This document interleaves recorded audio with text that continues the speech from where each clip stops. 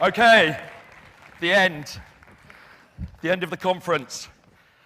I don't want to tell my jokes to start with. I was standing at the back yesterday and somebody said, "Are you going to be staying till the bitter end?" I said, "I am the bitter end." So it's been a fantastic conference. I'm going to do 5 presentations.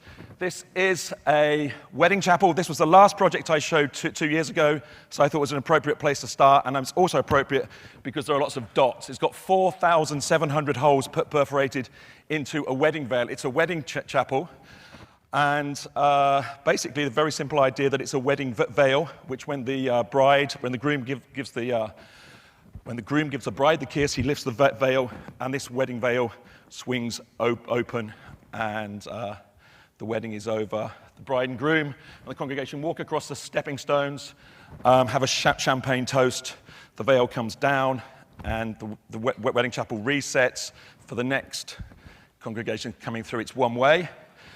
They go through and round in a loop, and they do 10 weddings a day. It's a very successful wedding chapel. So the wedding veil takes 38 seconds to open. Somebody asked me how long did that take to render?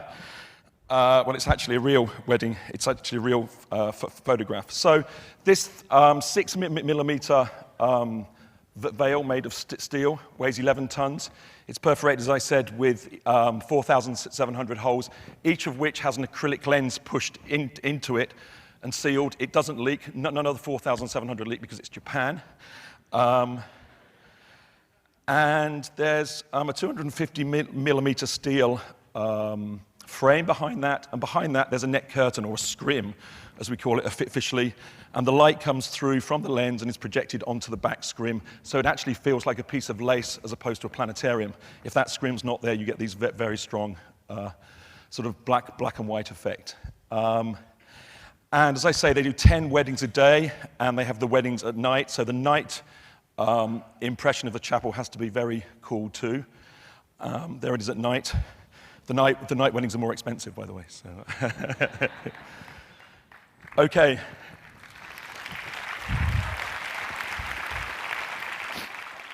So that gives you an idea of what the chapel looks like from the inside, and you can see the scrim and all the perforations. We actually made a hand-drawn pattern. We found that if we put a geometric pattern across on the frame, you could get this moire effect, and it really destroyed, you could actually see the structure. There you can see the lenses and how you actually see the dot of the lens, the light of the lens. Then you also see the projection, and for some reason these rings appeared. They weren't on the mock-up, but obviously we told the client that they were wedding rings, and he was incredibly happy with that. So, and there it is with the veil completely open, and the very simple benches. On the back of the benches, we've got what's called an empokuso. It's a Japanese clover leaf, which is embedded there, a sign of luck, and that sort of runs through and forms like a reed bed onto the green below. There again is the renpokuso. And you get this really nice effect until people sit down. Then it's kind of destroyed, but it's very, very nice when you walk in. So we're trying to bring some color into the wedding chapel too. And there again it is at night. And you can just see there the structure in the veil. You can see those straight lines. And I say, when we put a geometric pattern on there, the whole thing kind of fell apart, really. This wedding chapel is built in an old hotel designed by Mario Bellini in the bubble, and in about 20 years ago. And it was completely bankrupt. My client bought it for $3 million, has 200 rooms, and we built a wedding chapel to try and revive the fortunes of the hotel. It's so successful that there's not enough rooms now for have the wedding receptions. So from this defunct hotel that was completely abandoned, we're now building new buildings. And this is one of them. It's called Brillare. It's a wedding reception room for 50 people. So after you've had your wedding, you move through the hotel to here. It extends from the hotel out into the forest.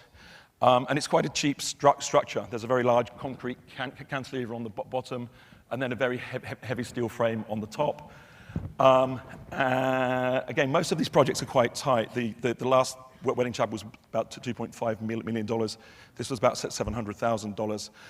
So how do we hide the structure? Well, we just cover it with polished stainless steel. It's called the Terminator effect, and the building disappears into the surroundings. It's been quite successful.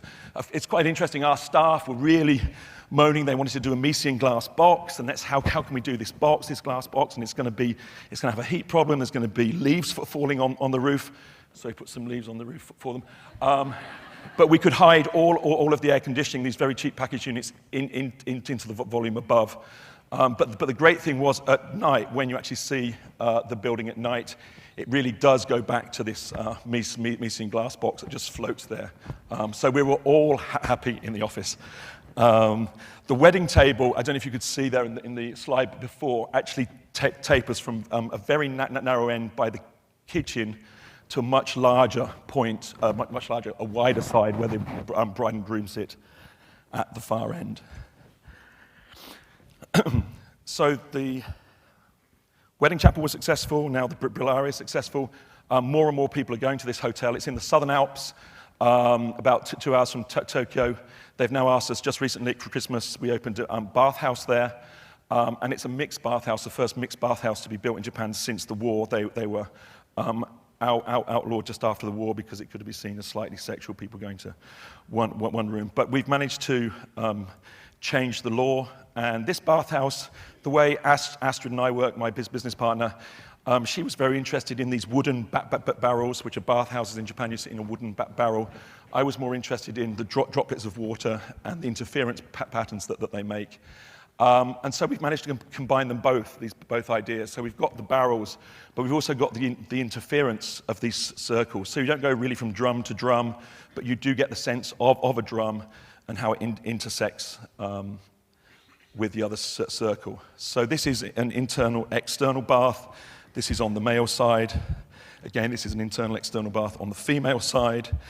And then you can either bathe, you go from the entrance, shower, changing, shower, male, female bath, and then you come together in the konnyoku, which is the central bath.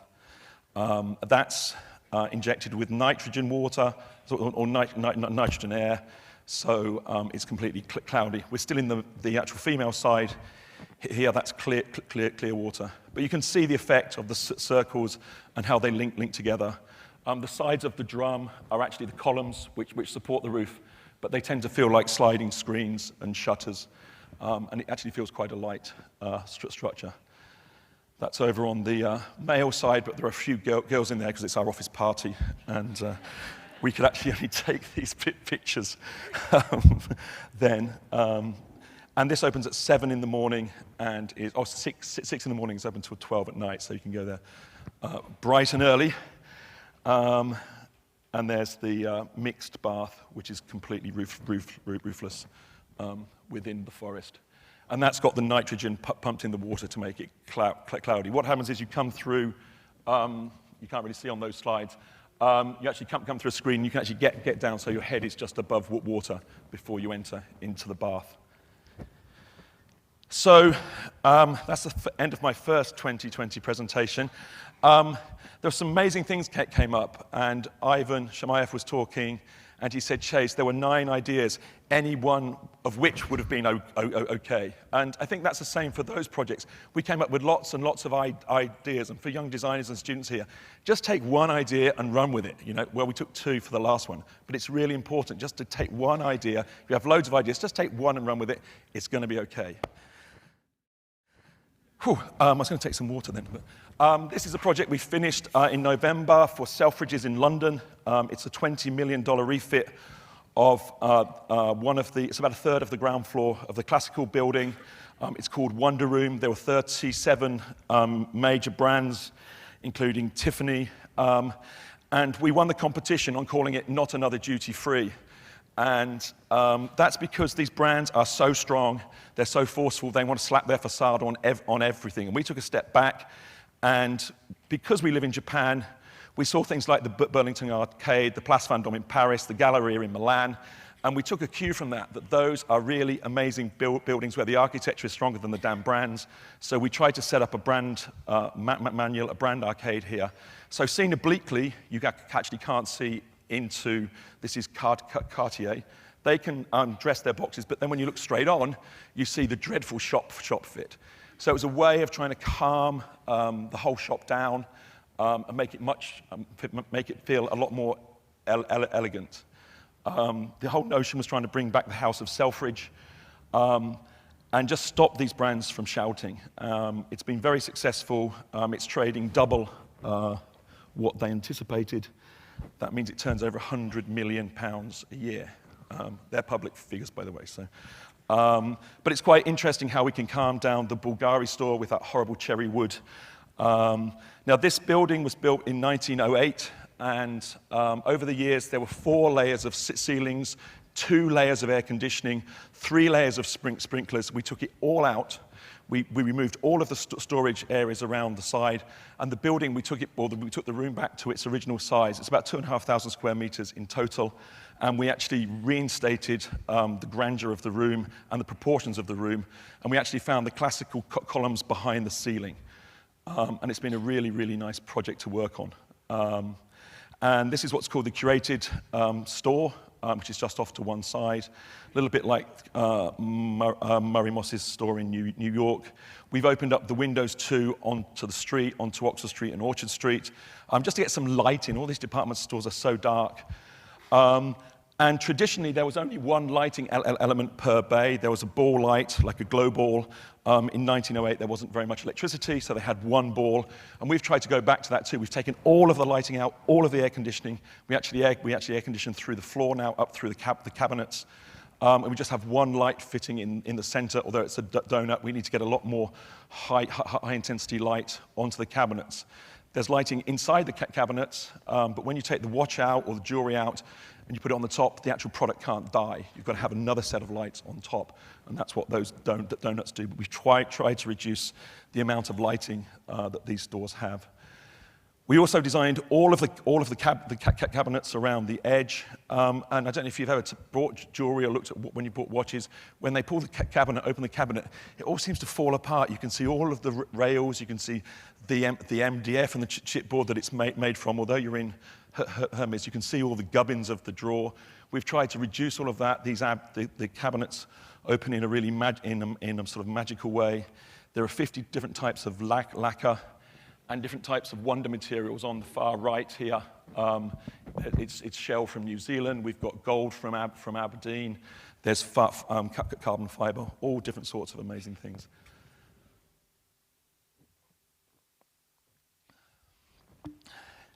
Here's another renovation. This is for TBWA, the advertising agency. I know they have some offices here and very strong designers here in South Africa. They merged with Japan's second biggest advertising agency called Hakuhodo. And TBWA have their offices in California, their headquarters in California, inside an old helicopter factory. They wanted to find something unusual in Japan. They wanted a warehouse. We found a disused bowling alley, well, a bowling lane. It's inside an entertainment building. There's still bowling lanes above and arcade machines below and a golf range on top. TBWA said, fantastic, and Hakuhodo, the Japanese side, said, not on your life. And it took us 4 months to persuade them. What we did do was look inside the ceiling void, and we discovered, I don't know if you can see that very well, it looks great on the plasma screen here, by the way. Above the ceiling line, there was another floor. There are huge 40-meter beams which span across the bowling lanes because it's column-free. We're also in earthquake country. So we took the ceiling down, just like we did in Selfridges, and revealed these beams. We clad them and made this double height space. It's an office for 320 folks, so we needed a couple of rooms for the directors, or both presidents of both companies, and we needed conference rooms and project rooms. So we made these shelters within the space. And we started off, because it's column-free, this huge column-free space, we started off doing all free-form stuff, curves. It was fantastic, no columns. But somehow, by revealing those beams, doom, doom, doom, doom, all the way along, we couldn't get away from that. So we kept the bowling lanes, and we've put the offices the seating and all the functions actually in the lanes, in the bowling lanes. And in between, we've got these white zones, which are the circulation zones up and down across. So it's quite interesting that although it's an office building with very sort of strict requirements, the actual bowling lane, the actual history, the DNA of the building completely influenced our design. So that's one of the circulation routes below the beam. And we lit the beam either side with large fluorescent strips, and air conditioning also runs through there. And we've completely simplified the ceiling too. On the far left, off shot, is the main entrance down from the mezzanine floor above, so from the 6th floor down onto the 5th floor. And there's a staircase here. So they actually can have the whole office within this space.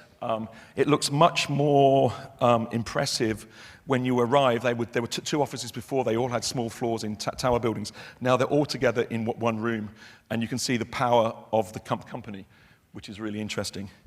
And then running at 90 degrees to the bowling lanes is a park, like a business park, which runs through the space and connects all of the project rooms and all of the meeting rooms.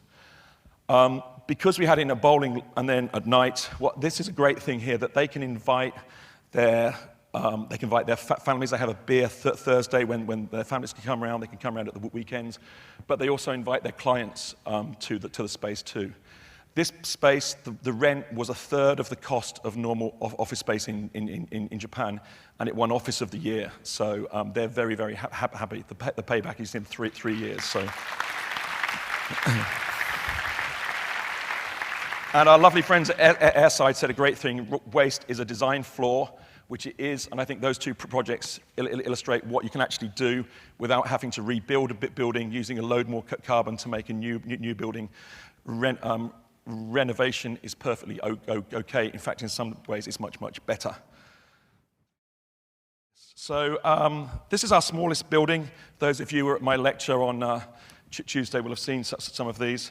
But I thought it's just important to show that from the smallest projects, some really great things come. This is called Billboard Building. The reason we call it Billboard Building is the facade is 50 square meters, and the floor area of the building is 24, and so there's a lot larger facade. It's 60 centimeters at one end of the site, it's 2.4 meters at the other end of the site, and it's 11 meters long. My client bought this as an acquisition. It's really funny, this picture. The photographer really wanted to turn off the convenience store light, and we said, no way, it's Japan, we've got to leave it on. Funny that, photographers. Anyway, we bought this little building. We built it on spec. We said, let's put a silly print on it. The 7th of the 7th is Lover's Day in Japan, and you put little signs onto bamboo to your lover or to your friends, or wishes for the future. And so we thought we'll put a bamboo print on it. We'll paint the back wall green, ha, ha, ha. An urban forest, bamboo forest. And when a real client comes, we'll work with them to find a billboard, a pattern, which we can print on the facade. So that's the 7th of the 7th. Really successful, nice launch. All the neighborhood kids and schools came around and put their little signs on there, including somebody who's a jewelry designer, Shigeru Ban, which Shigeru Ban's wife, Masako Ban. She has a lot of jewelry in MoMA, and she was walking past. Just happened to be the back green. The back wall green was the same color as her business card, and everything fell into place, and she's kept the bamboo facade, which is really fantastic. And she's been in there a couple of years now and is really, really happy. That is just a computer-cut sticky back plastic. It's an external quality film. And the idea is that you can change it. It's not there forever. But it gives this really nice mottled light effect, almost like a camouflage print as the light comes through. So it gives some form of solar shading to the building too. We've actually got an interlayer in the film too, just to reduce the amount of glare and sunlight coming into the building. And that's Masago's Ban. Very simple interior, just a few acrylic shelves. All of her jewelry is made from acrylic too. So it's quite nice that this tiny project. This project's been published in 40 magazines, and it's a tiny project for a friend. And we do stop and take time out to do these things. Well, that's actually most of our work. But and this is where I get my hair cut. This is called Sinden. It's where Astrid and I get our hair cut. And we've been going to this hairdresser for some time, for 20 years almost, as long as we've been in Japan. And they just bought a piece of land, small piece of land, and they wanted to build a hair salon on the ground floor and basement and their house above.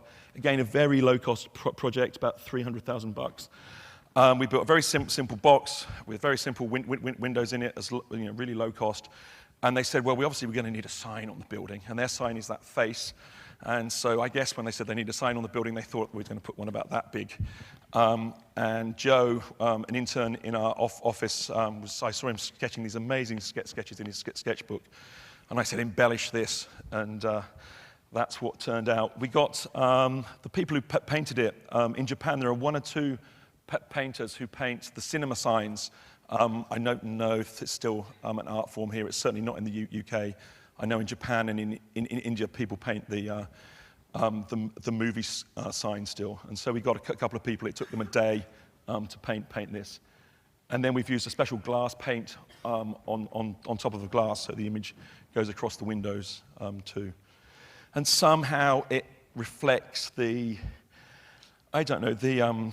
detail and the ivy and the balustrades of all the buildings around and the mess and all of the electricity wires and cables and the sort of tat you get in Japan. It sort of feeds from that. And obviously, then at night, the windows come through and sort of punctuate the facade.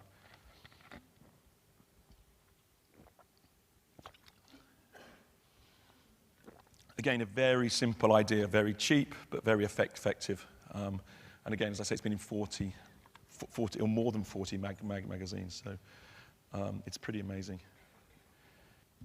And that's inside just a very simple interior. This is a building in southern Japan, in Okinawa. It's subtropical there. It's where the American forces hang out, 40,000 American troops. And because it's very hot, they use these terrible concrete blocks. I don't know if you know them. I don't know if they use them here, with a pattern in them. And we went to the concrete block factory, and we actually found a very simple square block in which you could slot a piece of glass. So we made this building is a cafe and 3 retail units. The cafe and the owner of the building is Ai Miyazato. She's the most famous Japanese golfer. She's 22. She's won the Open a couple of times in the US. And you can see her kissing the cup there. And it faces onto a horrible convenience store, a really bad view, but they want a coffee shop and different things, really nice functions happening above. So we put this screen there. It's just a very simple concrete block screen made from these blocks. And somebody had just designed or had engineered, genetically modified a orchid and named it after her. So we took this pink orchid pattern, and in that pixelated manner, we dropped the glass into the blocks, this pink glass, just to make the pattern. And we've kept the screen incredibly low. The street is really small, and it just brings the intimacy of the building down to street level. And then just in the cafe, you can see the pink comes through onto the table and chairs. And again, through this conference, there have been some really key words and key phrases have come up. And I think Paul Smith was really important, this notion of childlike, not childish. And that comes a lot across in our work a lot. The notion of a twist, not a joke, not a belly laugh, but a twist, something humorous. People like smiling, people like laughing, and people will remember that. And it's something you don't have to explain either. People, you may see that flower pattern there, you might not. You'll certainly see the pink coming across on your table, but you may not read the literal orchid there. I always show this slide somewhere in our presentation. Why am I a British guy talking about Japan here in South Africa? It's because of that. When I get into a Japanese taxi, I see the white gloves, I see the lace, I see the sweets, I see all sorts of things. When Japanese people get in there, they see nothing. So I see a different Japan to most Japanese people. So this notion of displacement is really, really important, being displaced into another culture. So when I go to Chicago, I saw this in the winter. Of course, they've got no heating in the back of the taxi. They've got the acrylic thing to stop us attacking the driver so you don't get warm. So this guy's lashed together a hot pipe that blows the hot air in the back. So it's really interesting how taxis around the world are completely different. And it's actually a good thing to travel. It's a great thing to travel. It's great to go to other cultures. I arrived in Japan 20 years ago, and Mario Botta had flown into a couple of buildings and flown out again, and Norman Foster had done that. But I think you have to actually live in a culture and have to absorb it to some extent, but actually play on the differences. The differences are key. That's just a shot of our office. We're about 20 staff. Yeah, Astrid is wearing the flowery top. I'm wearing the orange top.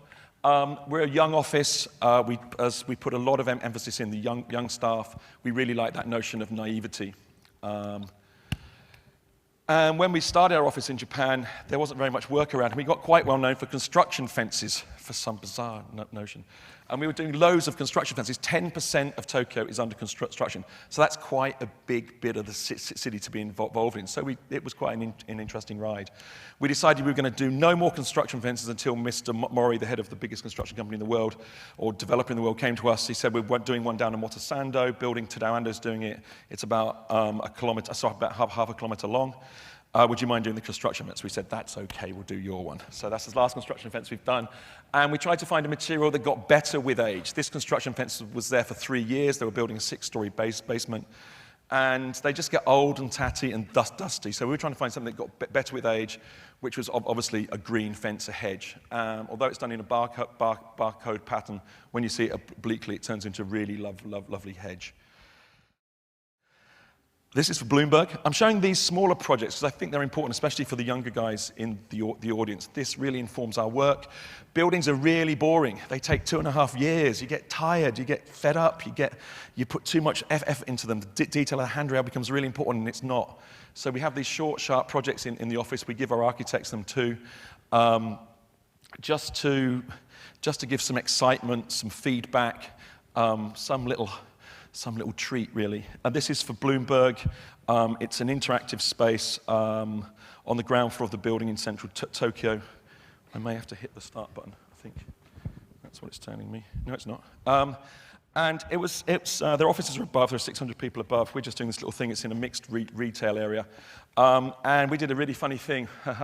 The ticker tape gets bigger when the stock's up, and it goes down below the median when the stock's down. How funny is that?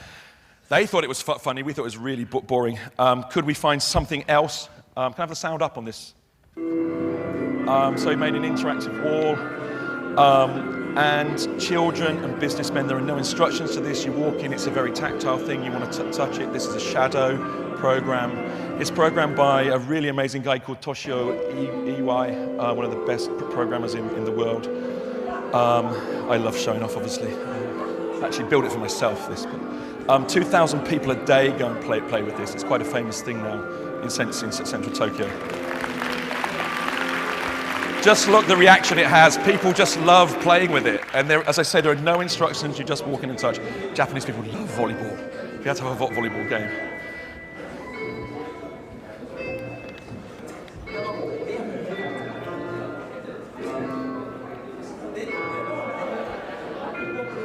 That's 5 years old, by the way. So, and it's still working. Hasn't gone wrong.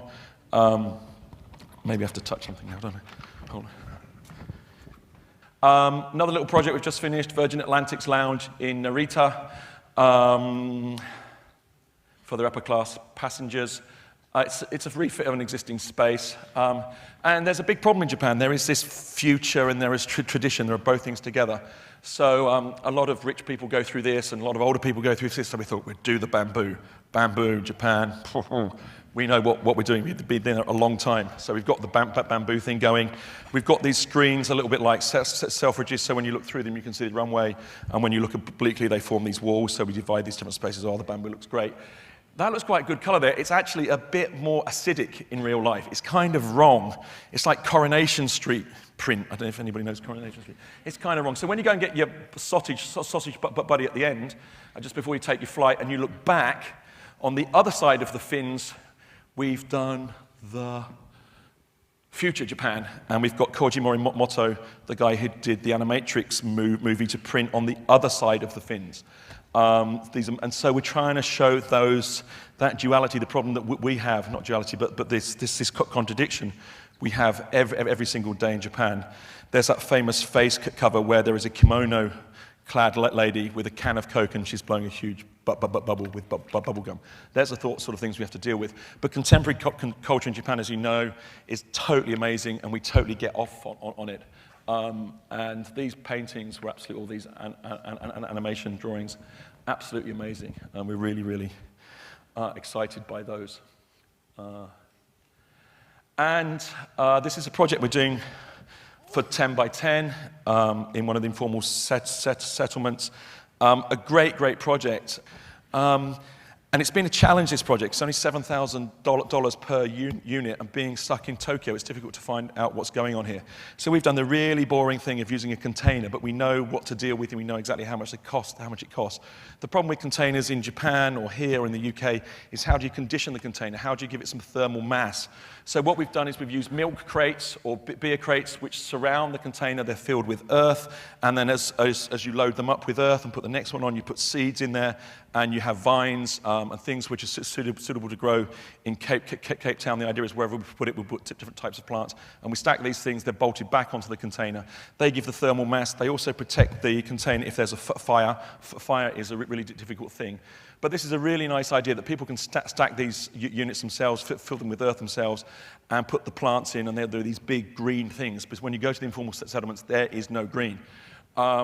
And there are windows cut into the containers. We actually run the crates past the window, but we don't put the earth in there, so it feels secure, and we can build things around the edge. Key thing, especially like that, learn by doing, okay?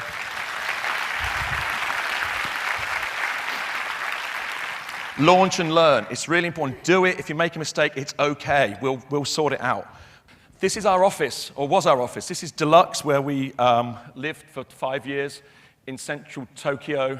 Very unusual. We found an old space. We only had a 1 year rent, but we managed to stay there for 5 years. This is our meeting space. We work behind the wallpapered wall. We have events in there, 4 or 5 events a month. That's the way that we form our network, the way we find clients. This lady is naked in a bath of feathers talking to a video camera that's connected to a plasma screen downstairs, and she's talking about heaven. My staff got there really early in the morning to see her climb into the bath as well. And we would clean out the event space. We'd clean out our meeting space. We share this space with 5 other companies: graphic design company, interior design company, a microbrewery company, a composer, and a high-end graphics guy. This is an improv music festival. We used to have once a month. It was sponsored by Tokyo Ale, hence the beer crates behind. We had really nice other shows. Again, we had to clear all of our meeting desks out. But it was okay, you know. It was interesting. It was a good experience for our staff. How do you lay out an exhibition? How do you do it cheaply? Learn by doing, making things. And this was going on, this continual swirl was going on within our office. This is Namaiki. This is also Namaiki, graphic designers within our office. They're remixing things from $1 shops. So that's $4 they spent to make that thing. They're selling them for $400. It's quite good, that. They sold out as well. So those things were going on within our office. And Astrid and I were at the Royal College of Art. The great thing when you discover after you've left is it's the other departments that influence you. Your department is crap, but all the other departments are great. There's ceramics, painting, sculpture, printmaking, whatever. Fantastic 31 other departments that are better than yours. And when we left there, we really missed it. And DELUXE was a way that we almost made our mini Royal College of Art within Tokyo. That was the last straw in DELUXE, because we were getting fashion shows with 400 people, and there was a real problem. We didn't know what we were going to do. We loved having the events, but they're getting bigger and bigger. Our office was getting bigger and bigger. So we set up Super DELUXE. I found a restaurant. I was looking for a client for a restaurant space, and decided that actually it's quite a nice space for us. So we rented that, and we moved all of the events to Super DELUXE, and we've just kept DELUXE as our office. It's a bit sad separating them, but DELUXE is our day office, and Super DELUXE is our night office. And Tokyo Ale are also in the night office, so that's quite good. And this is typical of the events that happen in Super DELUXE. That was an after party for Issey-Miyake opening. This is a koto performance, so again we're playing that traditional Japan card and contemporary Japan card. And that balance is really, really important for us. The space is about 300 square meters, about 300 people can get in there. Today we have 25 to 30 events a month. We have basically an event a day, which is pretty insane. This is Ito-san, not Toyo Ito, another Ito. He's playing the fluorescent light tube, and he's very interested in the starter motor in the light bulb and how it interacts with his amp and the interference patterns he can get. And Eugenio-san, the next slide is going to be probably difficult to see, who's on the right. He's playing two guitars. One has got a food blender strapped onto the guitar pickup, and one has an electric drill. He puts iced strawberries and daiquiri ingredients, cream stuff into the blender, and then he drives it with the drill, and they're both connected to the guitar pickups. If you see me wearing a t-shirt this week saying, "The Noisy Hole," that's what it's all about, okay, because it's a really noisy hole some nights. But we really love it. And when we moved there, we went from 4 events a month in Deluxe to potentially 31 in Super Deluxe. We didn't have enough events, and we were losing money. We knew that. We got a kind of a business plan on the back of a napkin. So we took our show and tell in our office and took it to Super Deluxe, and we invited other folks to come and present their, what's been going on in their office, if they've been on a decent holiday, interesting construction site. We called it PechaKucha night, which means chatting in Japanese. But if people are like me and go on and on and on about some boring detail, we'll never get through the night. So we gave them very simple rules: 20 slides, 20 seconds a slide, 6 minutes, 40 seconds, the next person's on, and it's like design karaoke. I only normally do one of these in a go. I'm doing 5 together here, so it's quite tiring. So they don't look very interested there, do they? Anyway, it is a really interesting event and has been quite successful. The 20 came about because, I forget why 20, we'll talk about that later. A friend Bart, or an intern Bart, worked in our office, so he took the idea back to Rotterdam.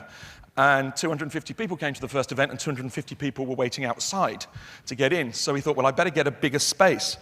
So he then thought, well, I'll ring up the, I hope that slide's coming, yeah. I'll ring up the Museum of Modern Art in Rotterdam and see if I can have the event there. So 400 people came to this event, and there were still people waiting outside. They could only have white wine just in case they spilt the wine on the art. Hugely successful evening, and they managed to find a bigger space now. It holds 800 folks, and they have 3 screens, and they have a mirror ball. So it's quite an impressive thing. Marcus in the front, who runs Design, the world's biggest design blog, took it to London and has been running it at the ICA incredibly successfully there. During London Architectural Biennale, 1,500 people came to Sadler's Wells to watch the event. So it's sort of architecture design as rock and roll. And slowly this thing spread, this is a couple of years ago, into 12 or 13 countries. We were amazed, So we made a website so everybody could be linked together and see where events were happening and stuff. We don't charge for this, it's completely free. We've got now 2 staff who run it, so it's costing me a bit, but I'll tell you about that, what's happening later. And then it's like, whoa, boy, that's 25, 30 cities beginning to happen. And they're all over the world, from Hobart, Bogota, Tel Aviv, Berlin, Belfast, Bangkok, Buffalo, Bogota, Bern, Belfast. Anyway, we thought we were doing great there. We thought it was rock and roll. We're now in 103 cities. There's an event every single day somewhere in the world. There's over 30 events a month. And it's a way for young designers to show their work. There's nowhere in a city for young people to show their work. If you're a young designer, you've just come out of college, what are you going to do? Where are you going to show the work? Your work isn't good enough to get into a magazine. You can't get your stuff in a gallery show. You don't have enough work for an exhibition. And you don't know the editor particularly well. But it is really, really amazing. And as I say, this is a volunteer network. It's not for profit. So as Maria said during her food presentation, make people aware. That's what Super Deluxe does with its noise nights and its Koto nights and its crazy nights. People go down there and think, what the hell is that freaking noise? But at least they're thinking. Is that pop? Is it disco? Is it noise? You're having to think about it, whether it's good or bad. Make people aware. And as Paul Smith said, being a designer is not good enough anymore. It really isn't. And that's a real key thing for us, that design is easy, I think. We get a good budget, a good client, we can do some good work. What about the rest of the world? So we're in 103 cities now, and we've run it completely ourselves. There's been no sponsorship. As I say, we don't charge for it, which is great because it means I've got quite a lot of control over it. But we've got very, very large sponsors coming to us, massive global sponsors. And we think the advertising is worth quite a lot of money, over $1 million, or more than multiples of that. And I don't need another car, particularly. As long as my kid goes to university, I'm fine. But what do I do with the money? And we found a really nice system that we're going to give it back to the designers who present. Over 3,500 people have presented to date. And to get us, because we see so many great ideas coming up. Young designers doing great stuff. They need $10,000 to $20,000 to get their idea into production, or to fly to Darfur, or to do whatever they need to do. I'm fed up of seeing designers, young designers designing another chair, another lampshade, another tea strainer, another thing to go on the side of your sink, you know. We don't need any more tat. We need to save the world. We need to do something. We need to design ourselves out of this problem that we're in.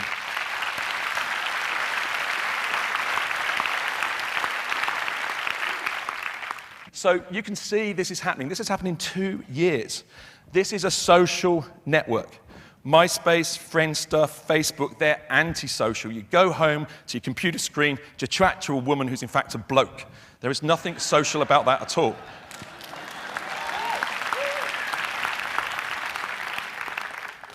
So we're using the net, and I think this is going to be another huge trend. There'll be real social networks. We're using the net to drive people to a physical space to make change in the world. I think that's the key thing. We're all great designers.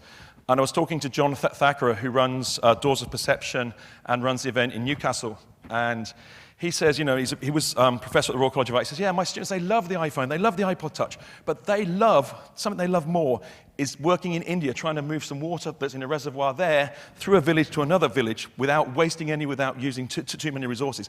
That's what they get off on. The iPhone, everything is great, we need that, but there's another side to life. And I think that's really, really important. I think we've forgotten that. So the idea is that the foundation will launch on the 1st of April, April Fool's Day. We thought that would be fantastic. It is the start of the financial year, and we're a very responsible corporation, and we're doing things like that. So how do you get your money? Well, online, you'll be able to lodge your application only if you've presented. So we're going to try and drive people to present. They can either present their idea they want the cash for, or they can present stuff about what they do. And they lodge an application by giving us 20 slides and a voiceover. We put it online on PechaKucha Tube or PechaKucha Tank, whatever we're going to call it. And then we give out the money like that. It seems a really nice way. Some other things I've missed about it. My mother has presented her 20 slides, 20 seconds. She presented about her creations. Astrid, my business partner's daughter, who's 5, has presented on her trip to London, which was just shots of handrails. She's 5, and all she sees are handrails. It's quite interesting, that. Toyo Ito's presented, Joanna Lumley in London has presented, Jon Snow, the newsreader's presented, June Alki, the mayor of Toronto, I don't know if T's been up. It's amazing, and just not designers, but all sorts of other professions. We have infinite storage today, so reducing your presentation down to 6 minutes, 40 seconds to 20 slides is a very important thing to do. We forgot how to edit. Editing is important, and I've got hundreds of damn photos on my hard disk, you know, but just trying to get it down to the essence of the problem, essence of the point is really, really important. It is amazing, so I encourage you to look on the website, and participate. Find a location and join the conversation. Thank you very much.